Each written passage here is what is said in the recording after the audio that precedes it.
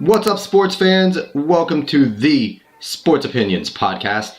I am your host, as always, Alex Cuesta, and you are listening to episode 17.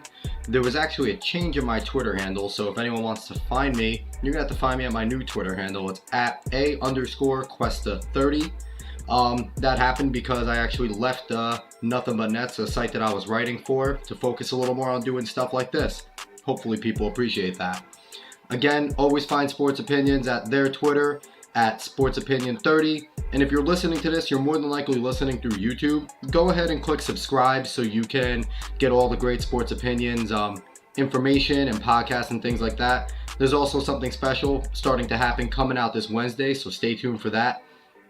With me today, I know I say all my guests are special, but really this one hits home, not gonna lie. This is a guy that I've known. I have no idea how long I've actually known him for. It's been too friggin' long, but known him forever. He coached with my uncle back at Manchester High School, which is where I went to. Met him there when I was young. Happy to say that this guy's one of the people that definitely influenced the man I become, helped me grow up, coached me. He's now the head coach over at New Egypt High School, which that still sounds nice. Head coach still sounds awesome. Head coach at New Egypt High School, Coach Steve Fence. What's up, Fence? Hey, how you doing? Thanks for having me. I'm excited. Absolutely. Fence, I know you're social media active. What is your Twitter handle so people can find you?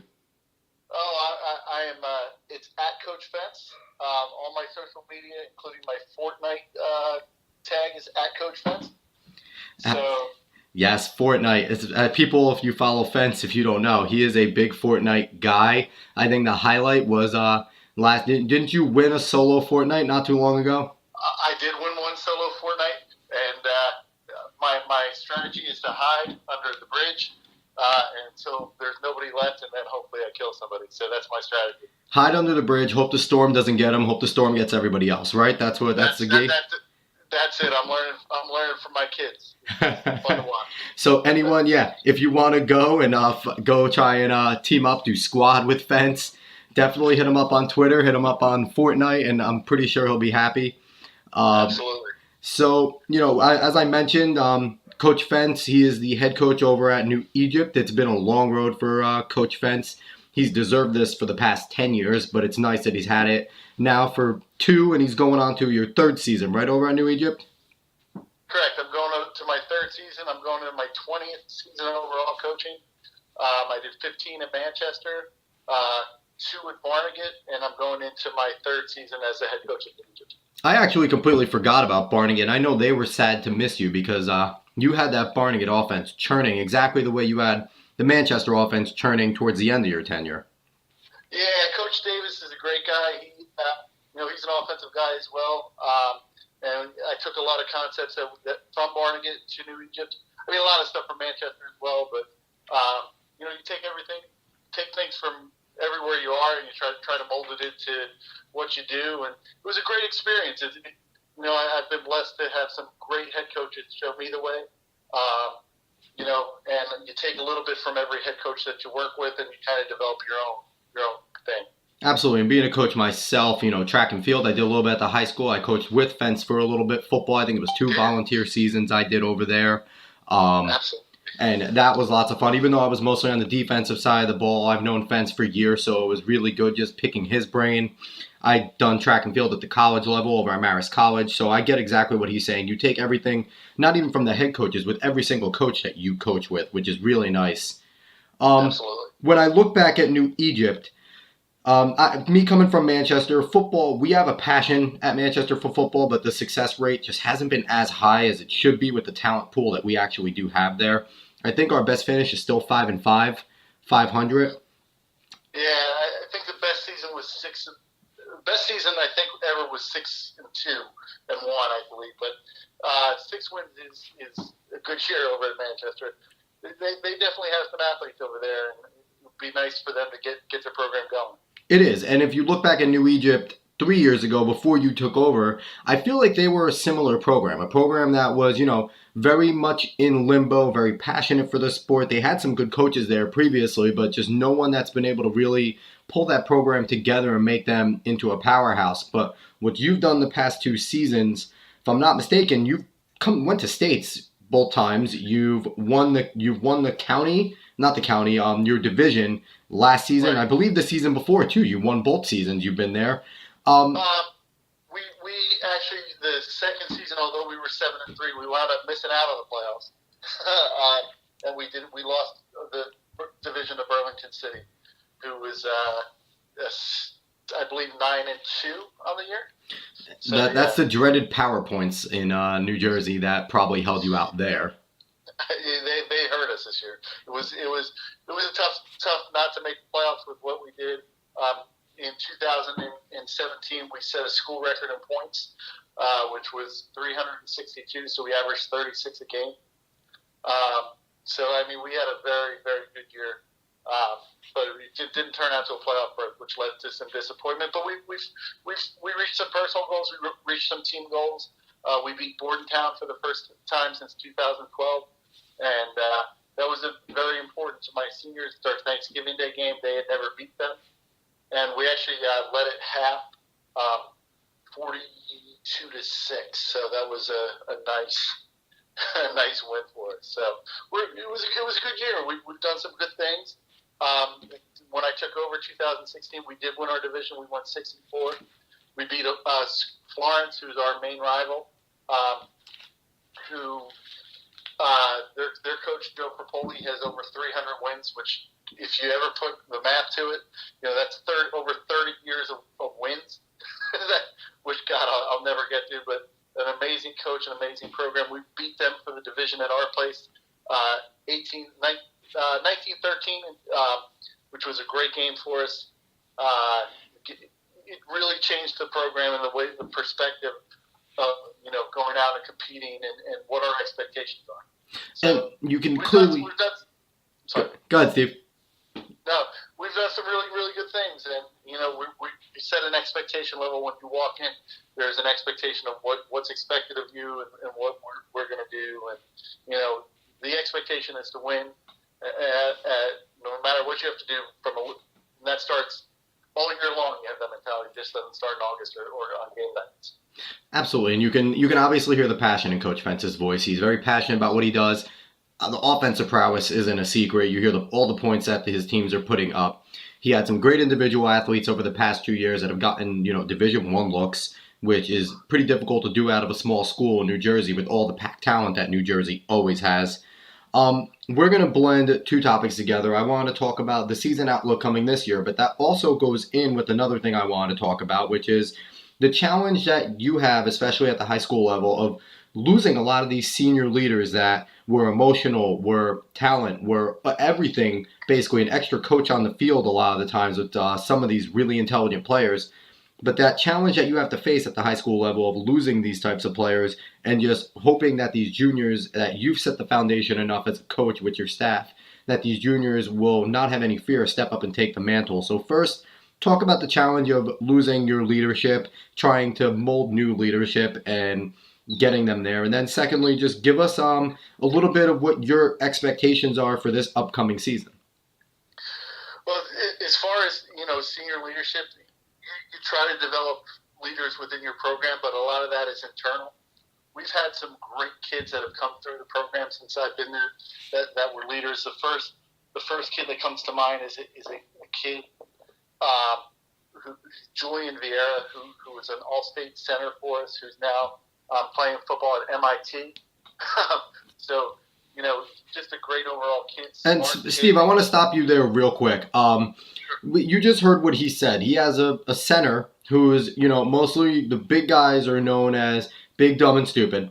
He's playing at MIT, which is one of the, hardest schools to get into academically.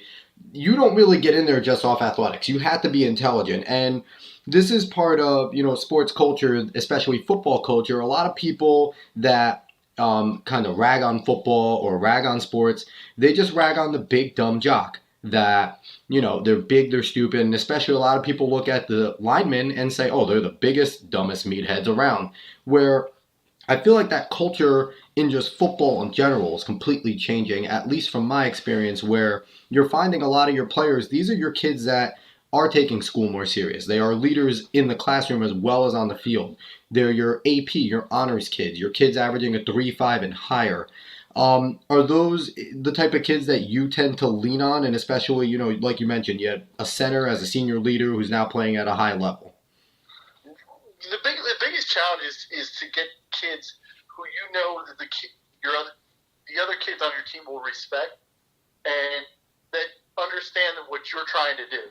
So obviously, I've had kids like Julian and Kyle Frimmel, who's been my quarterback.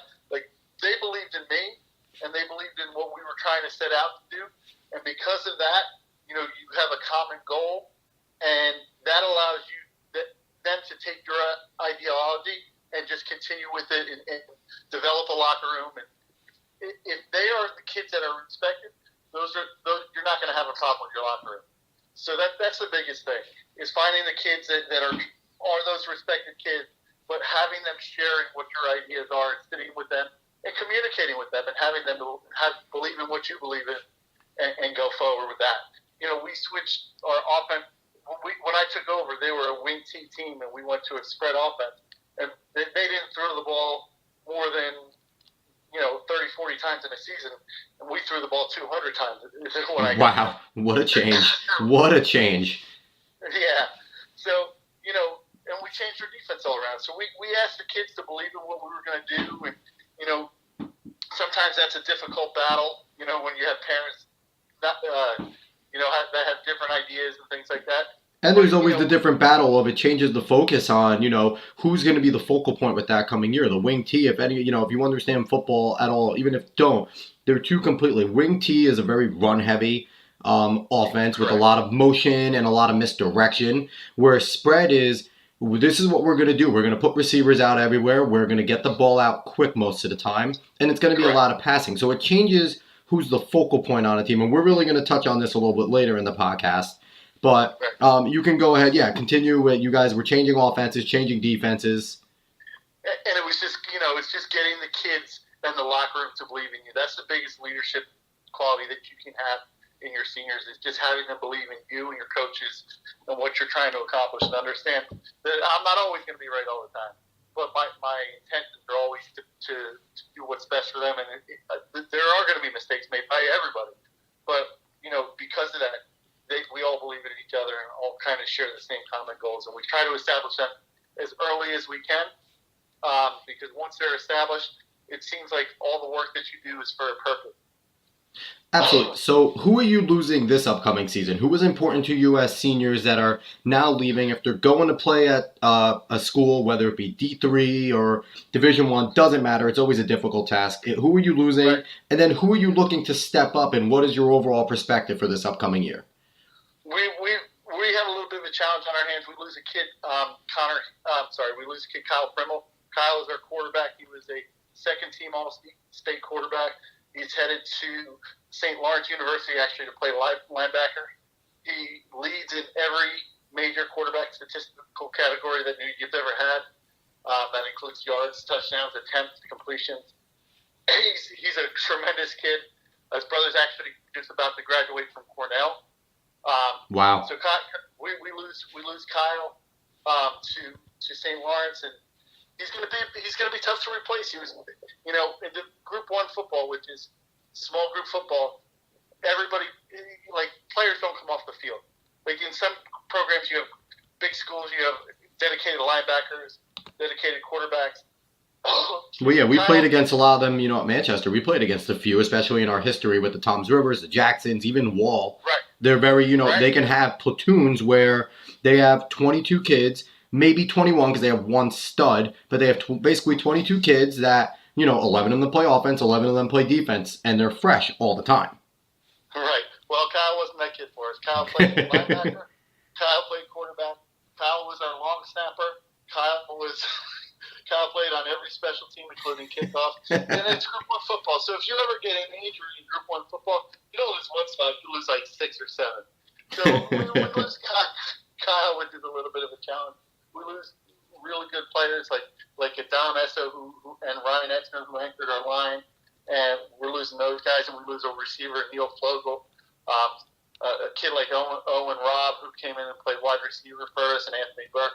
We lose 10 seniors that contributed, but waiting in the wings, which are exciting, we probably have our strongest class, which is our juniors going to be seniors. We have kids like Connor Healy, who does everything for us. He's our left guard. Could play a little bit of quarterback for us this year. Could play a little bit of fullback. He's an outstanding linebacker. So basically, you're looking for the next Booby Miles every single year. That is literally all I hear when it comes to Group 1. It is. It's crazy. One of the kids we're most excited about is a kid, Matt Souls. Matt's about 6'2", 6'3", 270, 280. He's getting some looks from schools like Monmouth and things like that. He anchors our left tackle spot. So we're going to be bigger and stronger up front than we've ever been. So we're excited for that.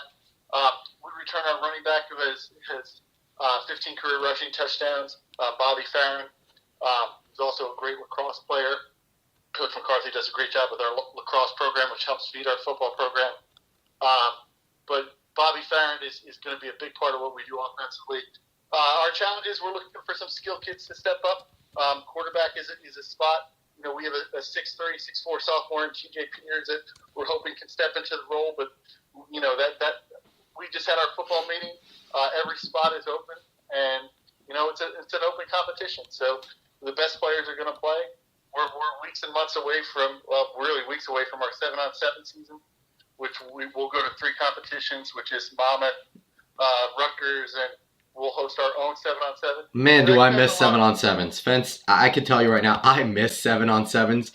For people that don't know, 7-on-7 is basically you bring your skill players, your receivers, quarterbacks, running backs, your linebackers, your corners and safeties, and you just basically, everyone airs it out. It's touch football, but you're running specific plays. It's very organized, but God, is it so much fun. There's a lot of good work you get out of it in terms of running crisper routes and better technique on defense. There's no real contact, even though sometimes those little skill guys run into those massive linebackers and just go down, which is, kind of funny to watch. I remember, memory of mine, we were doing at Southern Regional, when I was playing football many moons ago, we would do our 7-on-7 there in the summer. I was one of them. And this one kid ran a pretty good slant route, had to put his hands on it, tried to pull it in. Calvin Zawacki just stood there, looked at him. He ran into Calvin and went down faster than a bag of bricks. Oh, my God. And it was one of the funnier things. And I'm sure you see that every year, but it's lots of fun. And quickly, I want to give a plug out to the New Egypt Football Twitter. If any of the guys that you're hearing right now, you want to follow them, you're interested in results, you're interested in just news about them, the New Egypt Football Twitter is at @NE_HS Football. You'll get a nice picture there, the background of Coach Fence with some of his boys. Yeah, they're all my seniors. Absolutely, and it's just a great thing. So, we're going to continue. So this year, the season outlook, what's the expectation? Is it division, conference, get back to states? What are we looking to do? What's that step we're looking to take? The expectation never changes. It's states. We have this thing that we call, in fact, we're putting it on the back of the shirt. We just put the number 12, which is going to go on the back of the shirts. And everything that we do is 12 mentality. I'm a size large, Coach. Coach, I'm a size large, and I'll send you my address soon. You got one. Absolutely. Awesome. So 12 mentality is simply that we play for 12 games, and that would get us to the state finals, and we compete for 12 games. So that's the mentality every time they step on the field. And every time that they go to compete in anything that they do, they have to have 12 mentality. So we do everything on 12, jumping jacks, stretches, everything's on 12 to create that mentality. I think we're going to be great this year. I really do. I think it's probably our strongest team coming back. We have a tough opener against Burlington City, who we lost to 44-38 last year for the division on the road.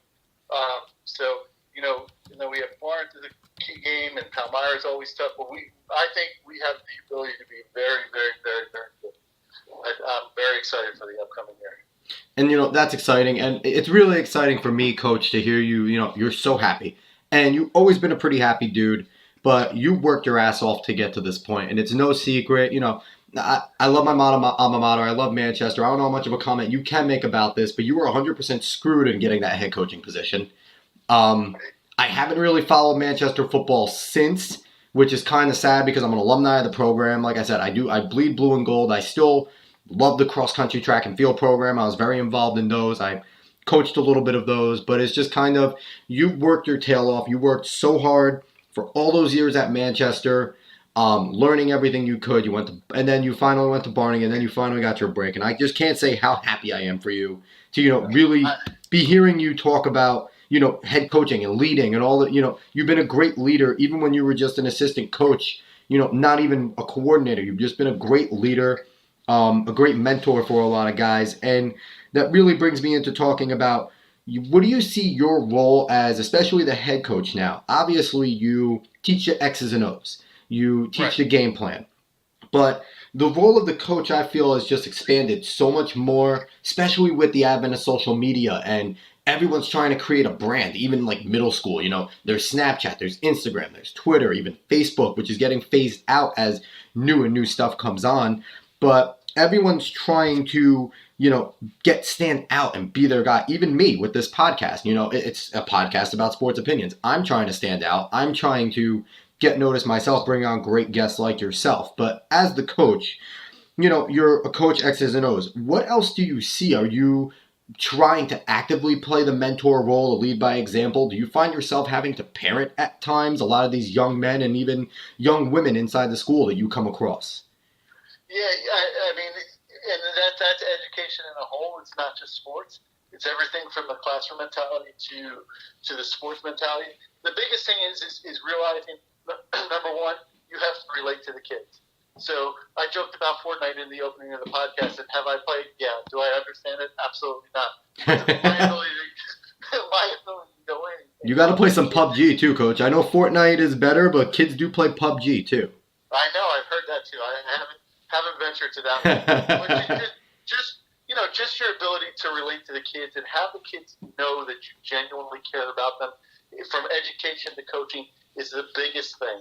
And you got to be genuine, because kids can see right through you. So the biggest challenge is caring about the kids, caring about what they're going through, understanding them, understanding what they've gone through and what their daily lives are like. Every situation is obviously different. Every kid is obviously different. But even, you try to spend 5 minutes a day with a kid maybe that you haven't talked to in a couple of days. You just see what's going on in their lives. And, you just try to understand the kids. And if kids feel like you're in their corner and that you care about them, kids will do anything you need them to do. My biggest thing is, I'm proud not of the records that New Egypt has or the passing records that Kyle has. I'm happy with the connections that I have, the kids that I keep in touch with, and the kid that will walk up to me and say, "Hey, I was going through a tough time here, and you made a difference." You don't even realize the things that you're doing. A kid will walk back and say, "Those things mean a lot more to me than a 90-yard touchdown pass." Those are pretty special too. Those are sweet too, yeah. And one thing that, like I said, I've known Steve for a long time, and he doesn't blow smoke up people's asses. That's not the way. He's been genuine. This has been, even before Coach Fentz was a teacher in Manchester High School. He became a teacher so he can get a more active role in coaching. And it's just something he's always been passionate about. And, it's not, he doesn't, and the kids see that he doesn't bullshit them. He doesn't sugarcoat. He's very much in their corner, but this has always been the way he is. He's your biggest fan, but he's also going to tell you when you're wrong. He's not going to always just stand up for you. He's not just going to blindly follow you. He is going to teach you. Every single thing is a learning moment, and I'm pretty sure these kids and these teachers and the other administrators in New Egypt are really, especially now after going into the third year, are seeing how fortunate they are to have a guy like him in that school. And, whoever hired you is probably patting themselves on the back, because I can't imagine there being any negative reviews about you up to this point right now. I have great administration and a great school district. It's a great place to work. What's nice about my job, and I was in Manchester too, I don't ever feel like I'm getting up and going to work. I'm excited and I'm energetic. I love doing what I'm doing, although I'm getting older. So. You're not old, Coach. You're never old. You're the youthful one at everywhere you go. Yeah, well, I appreciate that. I'll send you a t-shirt. Just got to butter you up the rest of this so I can get one. But now, one thing I want to ask you. When you got there, 2 years ago, now 3. What was the culture change like? What had to be done? Was it a lot of work for you to change the culture there, or was it something that they were just, hungering to have the type of winning culture, the type of culture of responsibility that you have put on them? Is it something that they wanted and just never were able to have a foundation? What were your challenges in building the culture that you wanted? I think the biggest culture change is they had a longtime coach in Luke Sacorn who did a great job and is actually at Howell now. Then they switched to another coach for 2 years and then switched to me. So there wasn't anybody there that was there for a long time. So me coming in, I just basically was myself and just said, listen, this is how we're going to do things. This is what I expect. Okay, I'm not going to try to, we're going to set realistic expectations, but we're going to win a lot of games. And just being myself and just going in there and creating a culture with my coaches.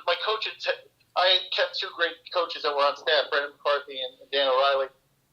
They were on staff, and they pretty much had the culture of the kids. They're really good with kids. So we just kept it going. We just kind of set our goals and expectations and rolled with it. So it was pretty easy. That was the biggest challenge because obviously being a first-time head coach, you don't know how to go in there. Like, am I going to go in and be, this forceful guy? And that's not me. I'm just going to basically go be yourself, create connections with the kids, have them understand that you're in their corner, and, teach them the game of football. And, from that, you just, the kids buy in and you just go from there. And it's interesting you talk about that because this is not really part of the itinerary, but I'm kind of segueing. You're talking about, making connections and how important that is. And 2 guys got criticized for that at the pro level in baseball recently. Mets coach Mickey Callaway, first-year coach. Yankees first-year coach Aaron Boone. Both of them talked about the importance of making connections. Now, this is with a bunch of grown men. You're dealing with, kids.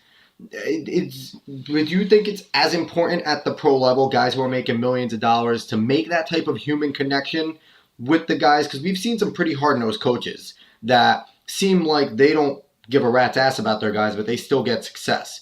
Do you feel like that's changing in just every single level, that the connection is necessary? I think in today's day, the connection is the most important thing. That doesn't mean that you're not a hard-nosed guy sometimes, because there's sometimes that you have to be a hard-nosed guy. But if you're a hard-nosed guy and don't have any coach, any interest in the player, it's not going to work. You have to. There has to be some sort of connection. It doesn't have to be always a positive connection. It doesn't have to be like, just like a needy connection where, what do you need today? You don't always have to be their best friend. Yeah, it doesn't have to be like, you don't have to be like the closest thing that they ever had in their lives. That's correct. And every player is different, and I guess that's what I'm a good quality I have. Like, I can tell what kids need. My quarterback to the left, he did not need that in his life. He did not need somebody to check in on him and see how he's doing in school or see how his home life was. He didn't need that. But I would check in on him every now and then because he plays baseball. Hey, how you doing? Where'd you go from the plate the other day? What's your ER? Like, that sort of thing. Like, just to keep that connection there. And it's funny, and it's things like that you probably already knew because you know all the coaches, but it's like just the fact that you're taking the time to be interested goes a long way just in general. Right. And, and go into that, and we're going to switch gears a little bit. Okay. You mentioned the parents a little bit. What have you found the best way? Because it's a slippery slope that I see. You want parent involvedness, but you don't want them so involved that they're now interfering with what you need to do. What have you found the best way as a coach to kind of really keep the parents involved so that their kids understand that they're involved in their lives and they're invested too? Because I feel like that's important. But not letting all the parents just sit on the sideline and be in coaches meetings. So what have you found to keep that balance? The biggest thing is communication. As long as you communicate, parents seem to understand. And if the parents don't know who you are, you're going to have issues. You have to be out in front and kind of tackle issues before they happen. Lines of communication, if there's ever an injury or something along those lines. The parent wants to know that, number one, you care about their kid. And there are parents that think their kid's an all-star and getting Division I scholarships and things like that. And then their kids are nowhere close. But the biggest thing is to communicate and have them believe in what you're doing. And I know. And listen, we all watch football and question Bill Belichick, and we question everybody as far as play calling, because I know everybody's doing that to me. And we do it on Twitter vocally. So you got to just understand that that's going to happen, and everybody's going to second guess you. My first game. The funny thing is, my principal was at my first game. Well, he comes to every game. He sports a lot, but we were playing Maple Shade, and I think we were up by 2 scores, and we were second and 9 from our own 2-yard line, and I called a fade route that went for like 50, and my principal walked over and said, if that was picked off, you were fired. So everybody's going to question, from administration to everybody. So you went the Doug Peterson route there, where you gambled. I'm aggressive in my play calling, yeah. I know that much. But yeah, no, the biggest thing with parents is communication. I do have a rule that says once the season starts, we ask you to let us coach, and if there's ever an issue after a game or ever an issue with a kid, to give it 24 hours to, let it cycle through your head and let it, go through. Usually we have calmer heads. Like, I've had parents upset about playing time, and parents upset because I'm playing their kids out of position and things like that. But if at the end of the day, the whole thing is, if the kid believes in you, he's not going to go home and to mom and dad saying, "Oh, Coach Pence is treating me." It's usually, I try to keep the relationship with the kid the best, because then, the parent sees it through the kid's eyes and not through their eyes. Now, did you have a lot of challenges? Because like you said, when you came in there, you switched up the offense, switched up the defense, and the really talented kids, the focal point kids, doesn't matter the offense and defense, the good football players, they're going to find their way. But there are always the kids that are system kids that have talent, but maybe have found a lot more strengths in a 3-4 instead of a 4-3, or in the wing T instead of the spread. Was there a challenge with some of those kids and some of those parents where you had to sit down with those kids and say, listen, your playing time is going to get limited unless you do X, Y, and Z and improve here? And did you find some challenges from the parents when you were doing that initial switch? There was some comparisons to other coaches and systems, and that was a little bit of a challenge to get through, because my kid started for this coach. Why isn't he starting for you? Well, it is a different system. There are challenges. I like my offensive linemen don't have to be the biggest guys, but they have to be able to move. So I had bigger kids who in a wing T system would have played more than maybe another lineman who's a little bit undersized but moves really well. So there were some challenges, but that's going to be anywhere. But you work it out, and you don't avoid a parent. You're always up front with them. Might not be what they want to hear, but you're always up front with them. You take phone calls, you return emails. I mean, that's the biggest thing, is communication. So I got to ask you this. You don't have to name any names, but you could just give a story. What was your most intense experience with a parent? Probably my most intense experience with a parent was not through football. It was probably through tennis. Tennis. I forgot you coached tennis at Manchester, and he's actually pretty damn good. He can't hold a candle to me, but he's pretty good. Listen, I was a football coach. I coached your brother. Come on, you can't forget that. You didn't. I think me and David actually almost beat you and Keith, Coach Craig. Listen, that's not hard anymore. But yeah, no, there was. You always have your parents who specialize in sports and thinks their kid is better than what they have, and if they don't play up to a certain way, it's always the coach's fault. And then you have some discipline issues. There's a lot of there's challenges, but the biggest challenge is the parent that thinks that their kid is untouchable or better than what they actually are. That's the biggest challenge.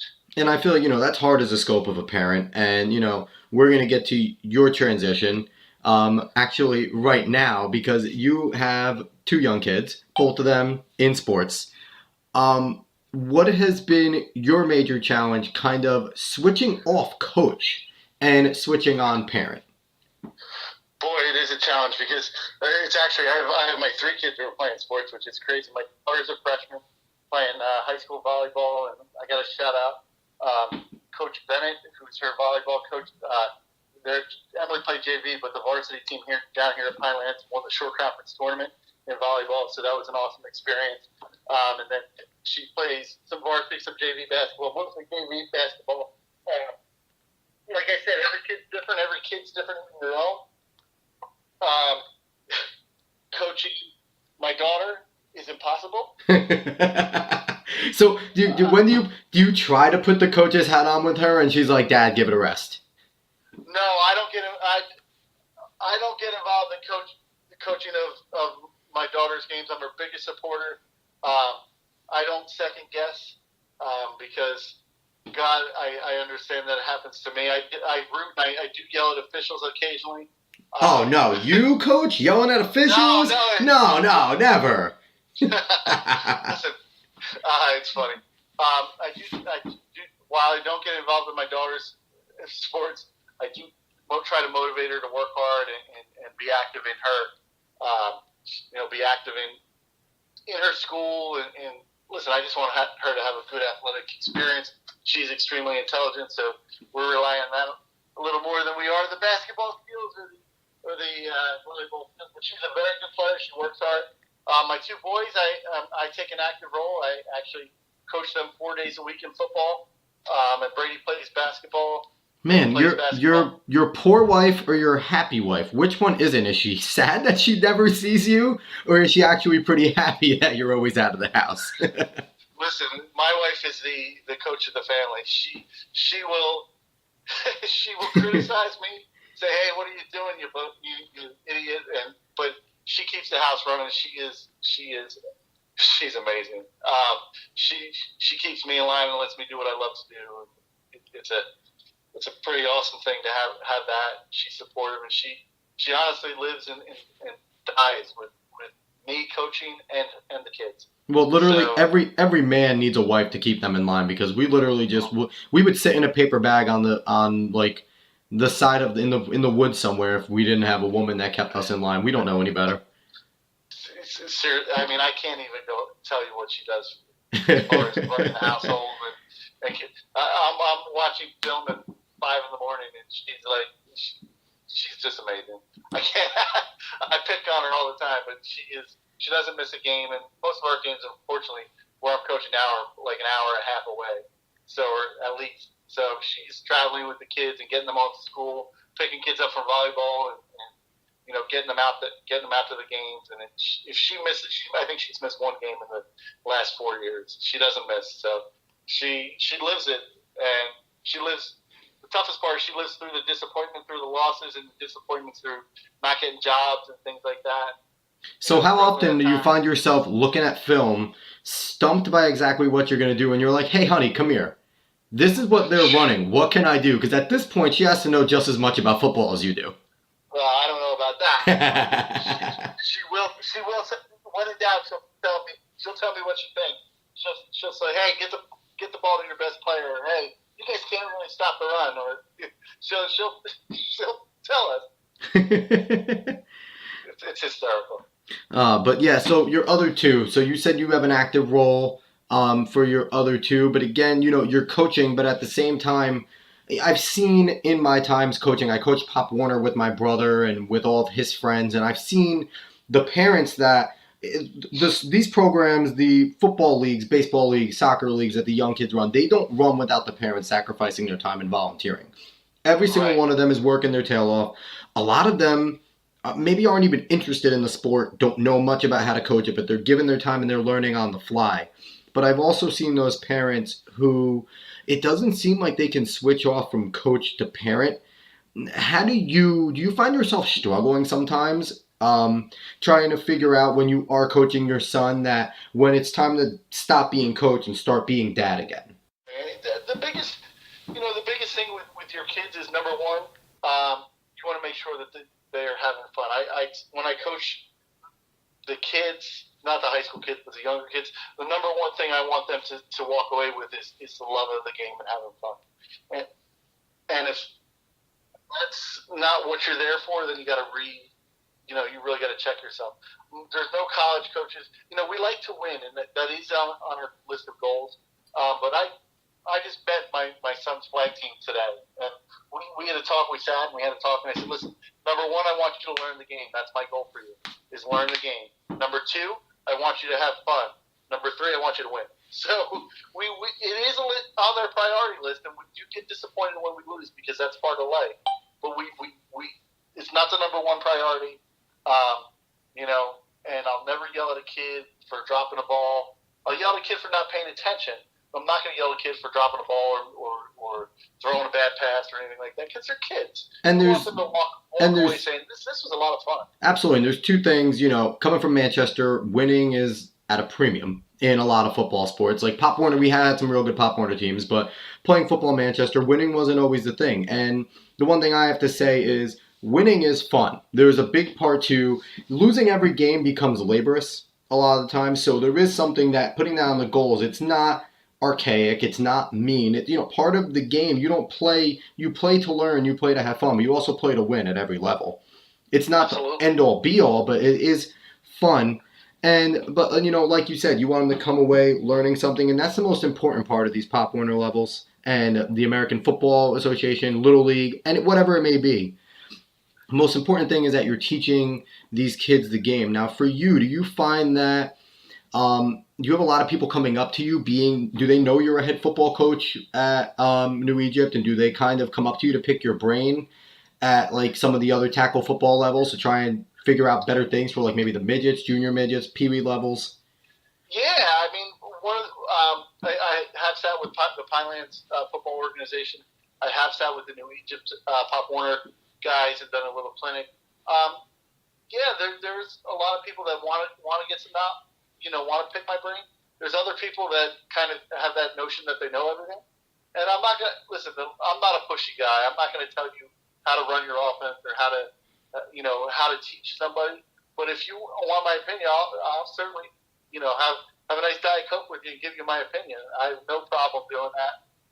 Luckily, my middle son's friend, he has a great group of friends and a great group of parents. We've kind of stuck together through the. He's 11 now, but he started when he was 6. So the past 5 years, I've kind of had the same group of kids, and to see them grow over the past 5 years is awesome.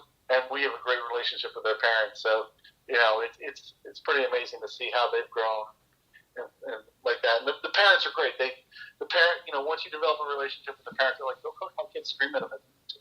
They're pretty good. But you get a couple new kids every year. It's a little bit different.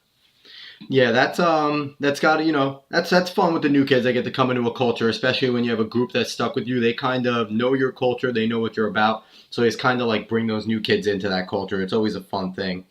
Now we're going to switch gears from youth to professional, but it's also going to touch back to what you do as a coach. We're going to have some fun with this. Okay. First thing, we're going to talk about the NFL. You are a football guy through and through. I don't think I've ever known. Who's your favorite team? I am a Dallas Cowboy fan. Same as my wife. My wife is a Cowboys fan. So I have, I'm sympathetic towards them. I can't say I like them. We'll go there.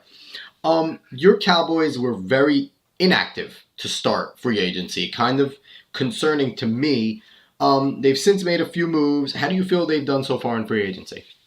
I listen. The biggest free agency thing that I'm upset about is I don't. Just throwing this out here, I'm going to have a lot of people disagree with me. I don't think their quarterback situation is very good.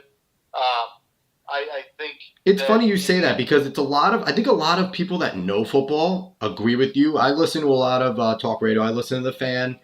I try to listen to ESPN New York, but I don't get it well in Poughkeepsie. But I do.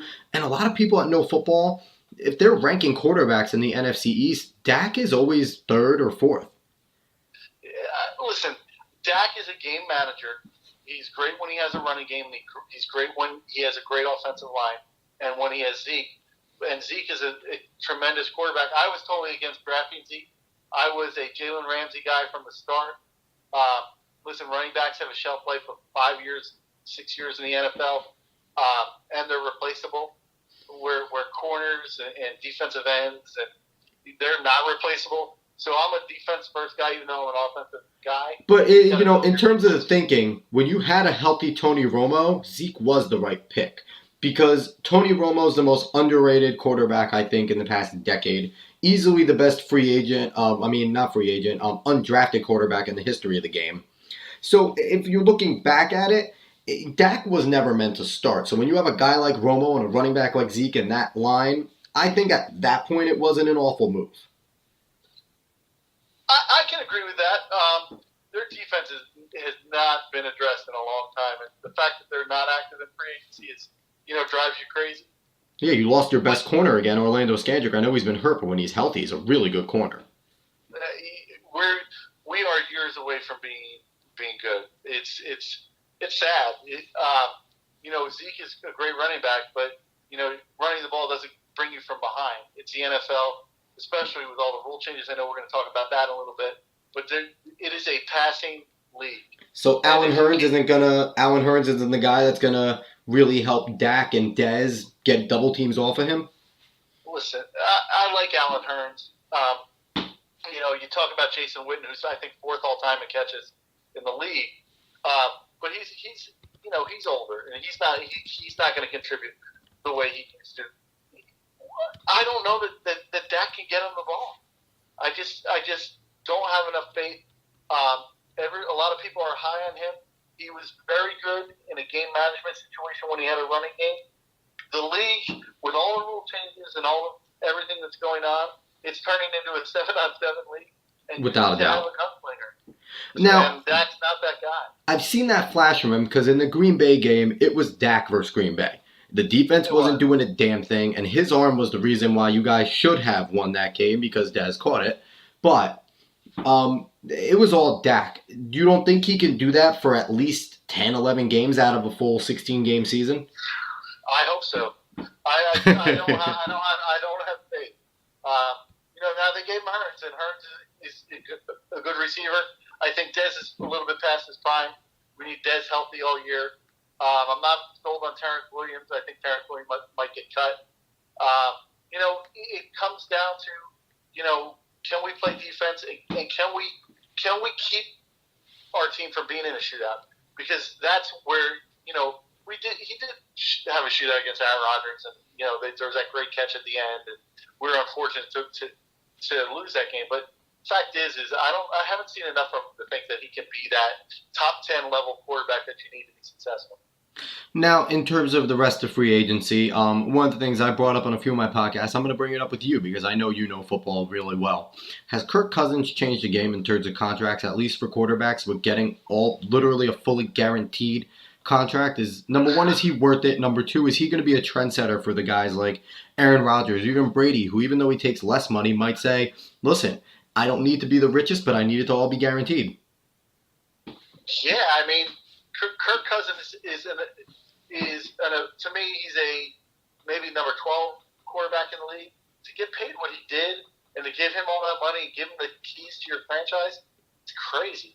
I don't think he's a bad quarterback, and I think he has a chance to be successful. But you need to surround him with the right parts, and we'll see what he can do. But when you consider what Aaron Rodgers gets and all these quarterbacks are about to get, it's crazy.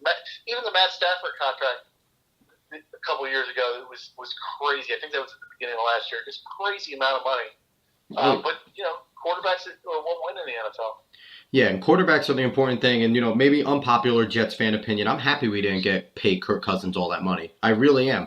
I don't blame you. I like the situation we're in. Well. Yeah, I like the situation we're in. I like taking a flyer on Teddy. I like bringing back McCown. And I like moving up to third.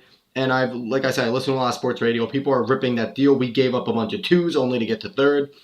First off, all four quarterbacks that are the big four, a lot of people are saying none of them are going to be great pros. I don't know because no one knows. But also, everyone has them different on their individual boards. There is no clear-cut one. There's no clear-cut two. So teams might think Josh Allen's the greatest. Others might think Darnold. Others might think Rosen. So I think the Jets kind of have their board, have a feeling of what the other two are going to do in front of them, and are sure that they're going to get their guy. And listen, you need a franchise quarterback more than anything. I'm surprised more people didn't attack the Eagles for Nick Foles. Shocked, because you need that guy to go ahead and that you can rely and count on. Arizona freaking getting Sam Bradford.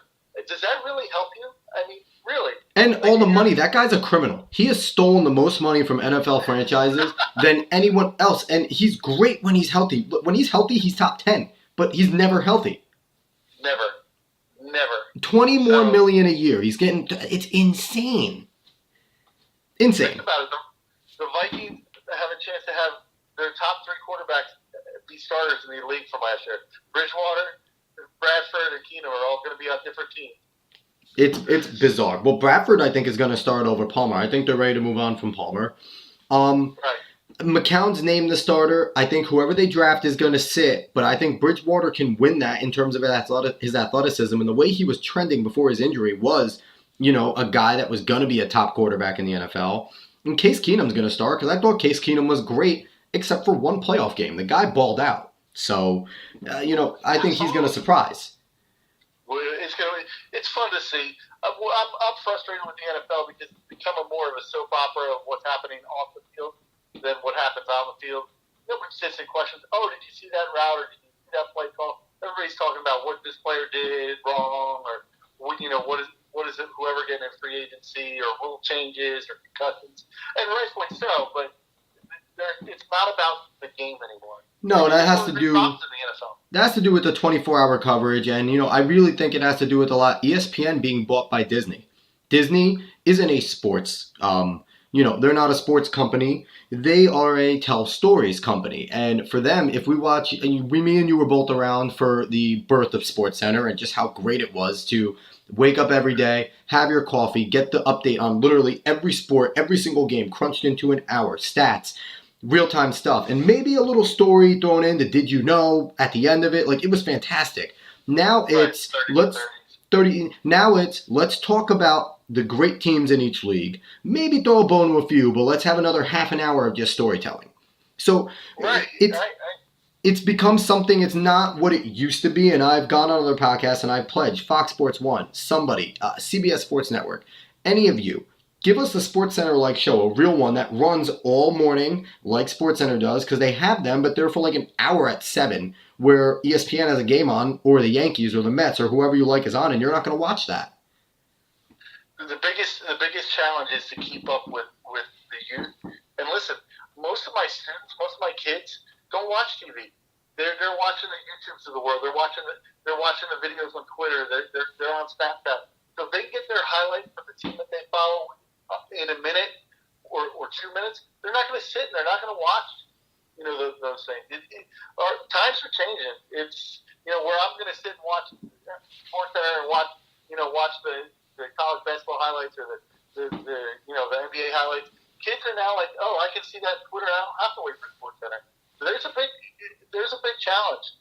Coach, do you feel old with the fact that I'm feeling old just talking about this? Dude, I am old. Dude, I remember going to your 8th grade graduation with my nephew. Jesus. Yeah, seriously. Skip Robinson, shout out to Alan. Just Spence, he's going to be on this show at some point on this podcast too, because Skip has a lot of opinions. I feel like his is going to be fun as hell too. You might have to hit the censor button a few times. It's a podcast. Have you listened to Craig Carton's podcast? There is no censor on his. Oh, okay, good. I'll start cursing then. You can listen. You can. It's just when we were talking about the high school stuff, the image is there. Then people are going to stop listening. Now we're down to the nitty gritty. We can curse. We can have some fun now. But so we're going to go on. You talked about all the rule changes, and I feel like one of them is going to possibly blend to how you coach. We're going to talk about an important one for me. The catch rule is obviously what it was. We'll talk about that. But the crown of the helmet rule that just came out. It says that if you use the crown of your helmet to hit somebody, it is an automatic 15-yard penalty and a possible ejection. There's 2 questions I want to ask. One, will this get called on the offense? Because you've played, coached football, I've done both. How many times have both of us yelled at a running back, yelled at a receiver, quarterbacks when they run? Keep your head up so you can see where you're going. Don't put your head down. And you see it in the NFL all the time. Running backs never get called for using their heads as a weapon, and they are constantly putting the crown of their helmet down. For me, it's super unfair to the defense what they do to them, but they make it super easy for the offense to do it. So do you think it's going to get called on offensive players? And how is this going to change the way you coach, if not something you've already been preaching? Yeah, I mean, I really hope they call it on offense. That's a it's a weapon. The rule. I think in the NFL they're making too much of a big deal about it because it's you're people are coming up now and been taught not to use the crown of their helmet. Everything that we do, we teach the hawk tackle. We talk about the correct way to tackle. In high school football now, we're monitored how much we can contact. By the way, I think that's the reason why scoring in the state is way up. But the fact is, in the pros, everybody's looking for that highlight hit where you're going to see it and people are going to talk about it.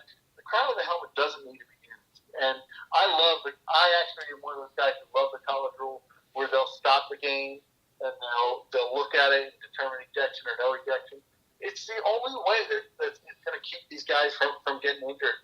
I mean, it's football has a target on its back right now, and most of it's warranted, but not all of it's warranted. Now, one of the things I suggested, Steve, to try and curtail the use of the helmet, and it's something that would affect you if it went into effect directly. At the high school, especially college level, I feel like if you catch a player using the crown of his helmet or the helmet as a weapon, it should be a warning not only to the player or the player kicked out, but also the coaching staff that they need to fix this. And if that kid ends up getting ejected, it should also go on the coaching staff for, not potentially teaching it properly. And I think that'll put the onus on coaches not letting that superstar player who just gets the job done stay out there. And, because I know a lot of coaches, especially at the high school level, are afraid to teach superstars anything different. So do you think that should be something in effect to maybe get the coaches to really try and teach this better? Listen, in the season, you're always going to have a player that's going to have an instance where they lead with their head because part of it is just reaction time. So I think it's tough to hold the coaches accountable. I mean, your administration, your athletic directors, you as coaches know if you're teaching it the right way, and if you're teaching it the right way, it is still football. It's still a contact sport. There are still going to be violent collisions. You know that going in. But you just got to minimize the best you can all these violent collisions. There's going to be helmet-to-helmet contact. It's just part of football. And unfortunately, and some people are going to get hurt. People always got hurt. You go back to Dennis Byrd and Jets like that. I know you're Jets fan. Dennis Byrd is just one of the saddest stories ever. It's terrible. But when you sign up that's part of the damage. That can happen. Now it's rare, and obviously you want to teach techniques so that doesn't happen. But if you find a player that's purposely doing it, there has to be serious repercussions. And if a coach knows the player is purposely doing it, then they shouldn't be in coaching because it's not good for anybody. Absolutely. So, definitely we both agree the offense needs to start getting some of this onus on using the crown of the helmet. And, and I know there's a heads-up initiative. There's a lot of that going on. And, I just hope that coaches at every level continue to push, even at the pro level. I know it's hard to change guys at the pro level, but like you said, there's guys like Vontez Burfict, I think, is the perfect example. The guy is an unbelievable talent, and anyone that watches football will agree. Just the way he reads a line and reads a play from the linebacker level, he's got to be a top 5 talent. But the guy is dirty in just the way he plays, and it's something that was just never fixed at the youth level and at the collegiate level. And I just feel like he can't turn it off. It's not possible. That's just the way he plays. He puts his head down. He's physical. He drives through. He plays to the whistle, and he's uber aggressive to the point where it's not within the rules. So, I think he's a perfect example of a guy that, with the proper coaching at the lower levels and being held accountable, would have made a major difference. Absolutely, and that's why I think all youth coaches should get Heads Up certified or whatever program that they go through to get certified to teach the right way.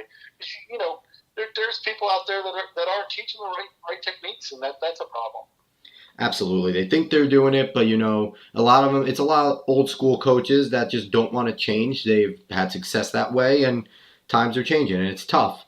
And speaking of another change, I know we were both around with the catch rule do you remember when there used to be plays on the sideline where players would jump for a ball and a player would push them out, but there was a rule that they would have came down in bounds, so they called it a catch? Do you remember that rule, Fence? I do, absolutely.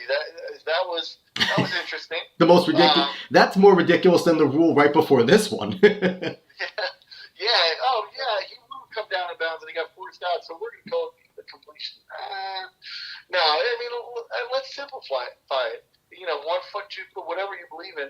2 feet is a catch and possession, and what is this acting like a runner, not acting like a runner? It drives me nuts. Going to the ground is different, and this rule I think is better. The third step establishes that he's making a football move. If he dives and extends the arms, that's also a football move. I like that because people then go, well, the gray area between what's a football move. If you're an official, if you're a pro player, and you don't understand what a football move is, then you're in the wrong sport. You're doing the wrong thing. That's it.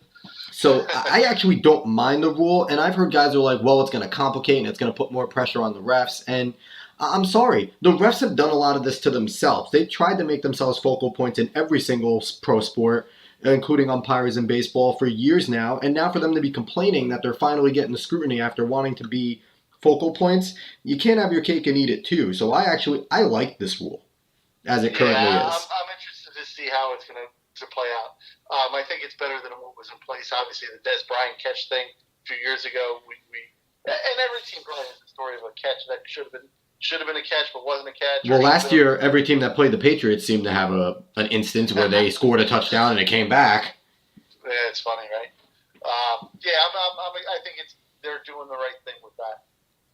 And now, your opinion, obviously, this is why I love having you on, because you're a football coach, so you are really, obviously at the high school level, but you're enveloped, you're experiencing all this stuff at a lower level.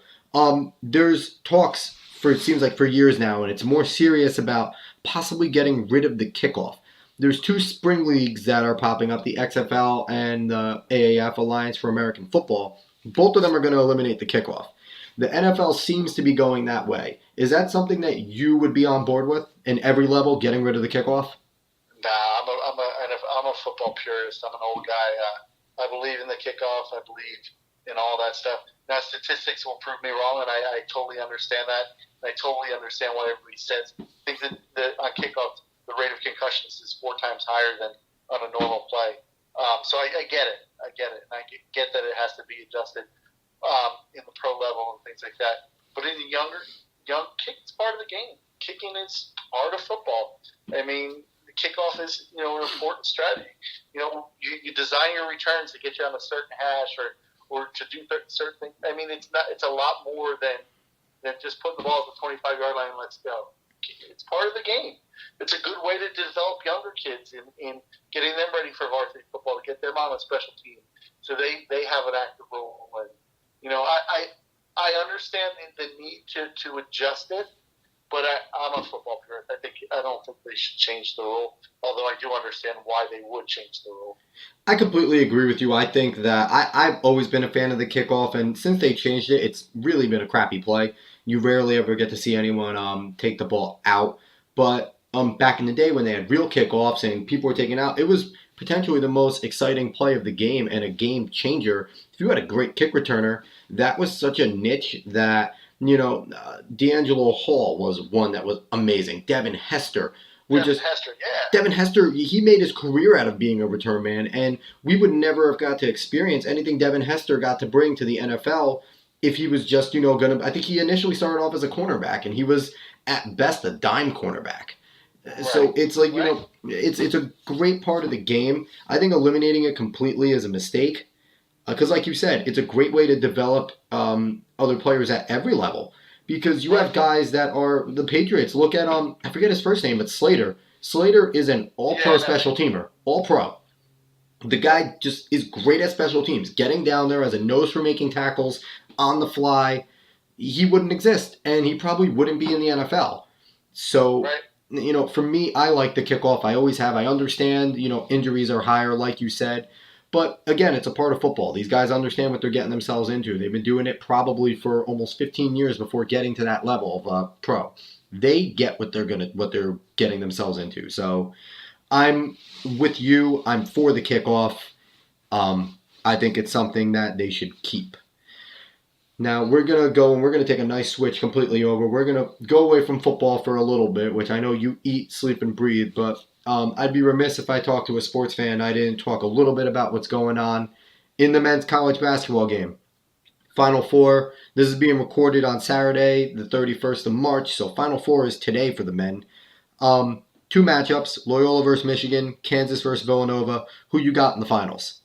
I definitely think it's going to be a Michigan-Villanova final with Villanova winning it all. I think Brunson is one of the best players in the college right now, if not the best player. I love the way I'm not a Villanova fan, I'm a Duke fan, but I love the way Villanova handles its athletes. Really does a great job of recruiting, like number 50 through 100 in the college basketball. They get them to stay. They get to teach them. They're not one and dones, and because of that, I think they have the most wins in college basketball over the last 4 or 5 years. The last 4 years, they're a dynasty. Yeah, and they do it. They do it by getting kids to stay. There are no one and done. There are no Marvin Bagleys. Now I love Duke, but Coach K's got to be pulling his hair out. I think the NBA rule of one and done is an awful rule. I think if you commit to college, kind of like the baseball has it, that if you commit to college, you should have 2 or 3 committed years. That way you get to, you have to go to class. School is part of what you're doing in college basketball, and it just makes the sport better. Like, to see a four-year graduate, I know everybody doesn't like Grayson Allen, but to see him go through and get his degree and be a part of Duke basketball for 4 years, it was fun to watch him play. And you got to know him. And I think that's wrong with college basketball now. And the teams that are being successful, the Loyola, the Chicago's of the world, have their teams been around forever. So to have that is a huge deal. Why you see so many schools being upset now? There's a one and done, you can lose in one round. And if you're a freshman in the NCAA tournament, you might not win. I don't like the one and done rule, but I definitely have Villanova beat Kansas tonight. Like Kansas a lot, but I think Villanova's too good. And I'm really, I think Michigan will win pretty easily tonight, and then Villanova will probably by 10 over Michigan. I completely agree with everything you just said. For me, I want to see Loyola win just because I love the Cinderella story that they've been going through. I like Michigan, but also one of my brother's buddies who I've had on this show before, Colton Gesser, he's a big Michigan fan, and I just want to stick it to Colton. So Loyola, I want them. You know Colton. And so I want them to win, and I am predicting Nova as well. I love Jay Wright. I think he's one of the best coaches, one of the most underrated coaches in college basketball and in sports in general. Like you said, he's a major program that gets guys to stay. He has 22-year-olds, 21-year-olds playing against 18-year-olds, and they understand his system. They understand his culture that he gets to actually build. Against like a Kansas who has a lot of 18-year-olds starting and playing big minutes. Same thing with like you said, a lot of these upsets are because it's boys playing men. That's really what it is right now, and it's a lot of really super talented boys, but it's grown men that really understand everything that they're supposed to do, where it's a lot of boys that are relying on coaches, especially at the Kentuckys, the Dukes, the Kansases, the UNCs. It's boys relying on Calipari, Roy Williams, on Coach Krzyzewski to tell them what to do in a big situation, where at Loyola, even at Michigan, at Villanova, those 3 coaches of those programs, if it's, final moments of the first half, they don't have to necessarily stop play right away and, tell these guys what to do. They can let them run because these guys know exactly what to do within their system. So I think that's been the system, I think that's the big difference we're seeing in this tournament. Now, I have my impression of the tournaments. What's your overall impression been of this tournament this year? I mean, I'm a little bit disappointed in the tournament as far as, when it used to be on CBS and it's on like 4 networks and you're constantly switching channels. That's me being old, but I love the college basketball game. I really, really do. I'm so frustrated with the fact that, the one and dones that, think about it. Duke has, I think, 4 of the top 5. I don't know the exact, but they have a recruiting class coming in that's going to put them in the top 5 next year. And they're going to lose 80% of their starting lineup. I mean, that's just a crazy stat when you think about it. It's a minor. College basketball has turned into a minor league of basketball more than it's turned into college basketball. So as far as watching it, I love it. And I think it's exciting if you can lose any round and any game, as you saw Virginia do in the first round. Virginia's so disappointing.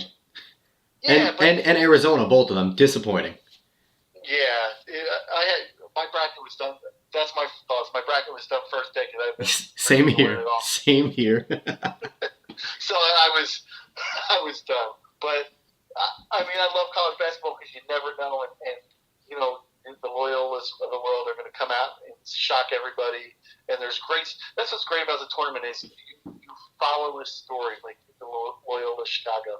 You follow, you know, what's her name, sister, or whatever she is. But you follow her and follow the story. That's what's great about college basketball is you follow the stories behind it. And it's been a great tournament. I love the upsets. I'm just frustrated with college basketball and the point of all the one and dones. And, you know, let them go to the pros. Let them go make their money. I don't know who's got a problem with that. And if they can't play in the NBA, you get your developmental league. So, you know, let the college players go to college and be college athletes, and let the NBA players who have that skill go play in the NBA. College basketball would be so much better for it. And I couldn't agree with you more. And I like your concept of if they go to school, they got to stay 2 to 3 years. Done. That shouldn't be a question. But if you decide to go pro, and I don't get what the pros are doing. Some of their greatest players they've had over the last 2 decades have been high school kids that have come. Look at Kobe, look at Kevin Garnett, look at LeBron James, who is literally your poster boy for the league over the past 15 years. So I don't get what their trepidation is with making these kids go play 1 year, not go to class, not care about class, only focus. They're already pros as it is. They're just doing a sport anyway. They're not going to school. It doesn't benefit anyone. It doesn't benefit the school. It might actually monetarily, but these schools, the Dukes, the Kansases, the UNCs, they'll have their stars regardless of whatever rule exists. It doesn't benefit any of the small schools up until tournament time when they get to shock people. But my impression of the tournament, now, I've had my problems with college basketball. I have my problems with the NCAA in total. I think they ruin a lot of sports. Soccer being one of the major ones they ruin. They destroy American soccer players, but that's for another podcast. In terms of basketball, I hate the 2 halves. I always have hated 2 halves in basketball. I think it changes the strategy completely. And if you're a heady player, if you're a point guard that is supposed to be running strategy while your coach is, it changes the way you play if you're only playing for 2 halves instead of 4 quarters. It changes the coaching strategy. And these kids, you're now bringing them from high school, which is 4 quarters, to college, which is 2 halves, back to 4 quarters. I don't understand why they have to switch it up, why they have to be different. Bring them to 4 quarters. Just do it. I don't understand why girls are 4 quarters, and which was a huge upset last night with the girls Notre Dame, good short conference product, Mabry, beating UConn, who was undefeated. Like they play quarters. They play quarters in the NIT. I agree with you. Why not just play quarters? Like basketball's a quarter sport. It's not a half sport. It's a quarter sport. And it's a simple fix. What is it? In high school, it's 8-minute quarters. In college, it can be 10-minute quarters. In pros, it's 12-minute quarters. It's a simple transition. It's not difficult. Think about how that changes everything. You can rest your good players with a minute or 2 left in the first quarter, which means that they get an extended break. And it just totally changes the game. And also the 1-and-1 in college basketball. I don't like the 1-and-1. If they're in the bonus, they're in the bonus. Period. Like, let these guys be held accountable. Don't give the team that made the foul a chance to make up for it. I don't know. There's a lot of things in college ball that annoy me. I've been overall disappointed with the tournament. I like a few upsets. I hate all the upsets we had. It is exactly like you say. It's a product of the one and done. The quality of basketball has been less since the one and done rules happened because a lot of these kids know they're going to pro and it's me. It's really, I need to get mine because in 1 year, I need to get my draft stock up. Trae Young is a fantastic player. Trae Young got his. That's it. Oklahoma wouldn't have been Oklahoma without Trae Young. But if Trae Young had to stay there for 3 years, would he have jacked up all these 40-foot threes that he's been jacking up and trying to be Steph Curry? I doubt it highly. He's pulling up right inside a half court. It's ridiculous. Yeah, I doubt it highly. Where you have kids like, there's so many kids. Marvin Bagley is another one where, would he be demanding the ball as much as a back-to-the-basket guy who's a dinosaur in the NBA and probably will struggle initially in the NBA? Marvin Bagley is going to struggle. He's a back-to-the-basket, typical rebounding center. He's going to just be very much a rebounder and a dunker. If he had 3 years to develop a 3 or even an 18-footer, it would benefit him immensely. So there's a lot of things, and my overall disappointment with the tournament was watching your, teams go down so early because this one and done rule, everyone's looking to get their one and done kid to base their team around, and no one's giving a crap about, really developing a culture. And I think one of the fun things in college sports is the culture that is developed for the whole school. The school buys into everything. They know the school literally knows the kids. They're their peers, especially Grayson Allen, like you said. From the outside looking in, Grayson Allen is a baby. Grayson Allen's a tripper. Grayson Allen missed a big shot to, end his career. A lot of people are happy that's the way he ended his career. To the Duke community, Grayson Allen is one of them. His tears are their tears. They buy into a lot of what he does. Now, granted, not everyone probably likes Grayson Allen, but he has a lot. That's fine too. Yeah, and that's a part of life. You don't have to like him. That's a part of life, but the one and done rule, I think it hurt the tournament. I think it's hurt the quality of college basketball in general.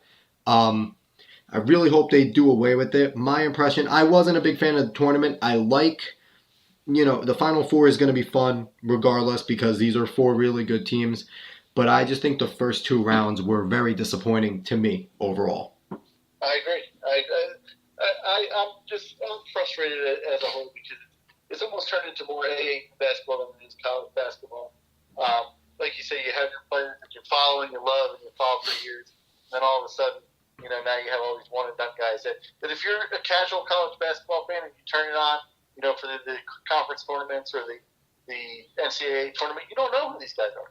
No, not all. And and you mentioned AAU. That is another culture that I think we could probably have a whole 8-hour podcast on because the AAU and through that, AAU and leagues like it are, they're an issue in sports in general, but that's neither here nor there. But overall, so you have Nova winning it all. I think Nova's going to win it all too. I'd like to see Nova versus Loyola, but I'm a big Jay Wright fan. I think he does everything right. I want Nova to go get their second championship in the past 3 years. I think that'll be awesome for the program. I think it's going to happen. We'll see shortly. We can only hope. And that's the end of episode 17, Fence. I had a great time. I hope you enjoyed coming on. I did. Thanks for giving me an opportunity to talk about my kids and maybe get to promote them a little bit. We go back a long ways. That's special to me. And thanks for letting me be on. It's a great time. Absolutely. Again, Fence, tell everyone where they can find you, and if the New Egypt page, where they can find that. You can, everything from my social media aspect from Instagram is Coach Fence. My Twitter is Coach Fence. You can follow New Egypt Football on Twitter. We do. You can always look up Huddle videos for highlights of games. We do that every week after our games. We'll put out a 4 or 5 minute highlight video of our games, even when we don't do well. So you can follow us that way. We're pretty easy to get in touch with. Everyone who come to the game, that's great. We're pretty easy to get a hold of. Yeah, and New Egypt on Twitter. They're at @any_HS football. Don't forget, follow Coach Fence, all of his social media, including Fortnite. Don't forget Fortnite, Coach. It's at Coach Fence. Go find him on Fortnite. Go find him on Twitter. Go follow him. Find me, Alex Cuesta, on Twitter at @A_Cuesta30. Sports Opinions. You can find that Twitter page on @SportsOpinion30. And again, if you're watching this on YouTube, go ahead, click subscribe if you like what you heard. I guarantee you did because Fence is awesome. Again, Fence, thank you for coming on so much. This has been a really special podcast for me. Thank you. It's special for me too. I appreciate it, and I appreciate all the support from everybody out there, and especially all my old Manchester guys and everybody I've either coached or taught. I appreciate your support, just reaching out and saying what's up, and that you see me doing well. That means the world to me. So I thank you for that, and give Quest all your support, man. He's doing a great job. Thank you. Again, thanks, Steve.